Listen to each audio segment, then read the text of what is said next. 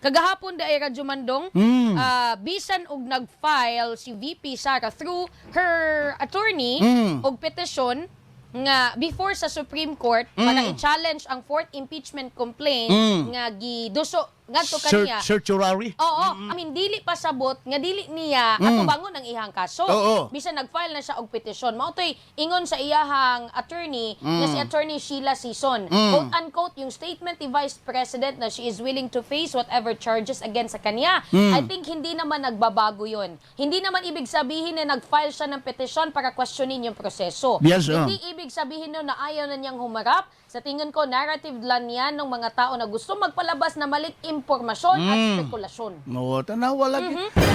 Ako, makita agad natong ako, di ko gusto nga dili madayon.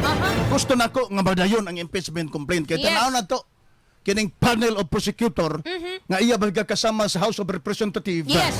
versus ang ibagay kasama nga panel of defense lawyer nga iya bagay kasama ni Inday nga modipinsa batok sa iya sa impeachment complaint nga gipasaka Kana. sa Kongreso bagay kasama. Oo, para makita ang katag. Kita ang Dakoy katag. nabasa din hi Radyo Mandong Unsa nga may comment ingon sa eh? netizen. Si Geraldine Manto, tan-awon lang nato kumuatubang gyud sa Senado si Sara sa Quadcom nga dili man gani siya mo atubang sa imbitasyon pa lang na.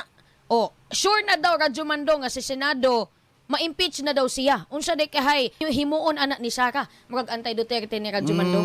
Senado. Pataka balang ka oy. Usawa mo atubang. Kapila ba siya maadto? Adto man gani siya dito bisag wa imbitasyon. Adto ba gani siya dito? Pataka balang ka wa siguro kamutan-aw no. Adto ba gani kato? Si Quad si unsa ni? Si FPRRD. Dito siya giimbita si kining ng FPRRD. Yes. Bisag si Inday wa imbita ni adto gani Yan dito. to na ba? Oo. Sayop ng imo. Ayaw kauyon. Balgon ka nga wa daw kuno mo adto Quadcom. Yes. Kapila mo adto Quadcom si Inday. Matubang. Pero niingon ni Jonalyn Manulong, gireplyan niya to usa ka netizen dito. Congress is for legislation, meaning mubuhat og mga balaod. Oh. Dili kaayo tutukan ang kung unsay trabaho sa uban. Og kining mali sa uban na sa tan-aw nila nga dili mao ang ginabuhat sa usa ka government official.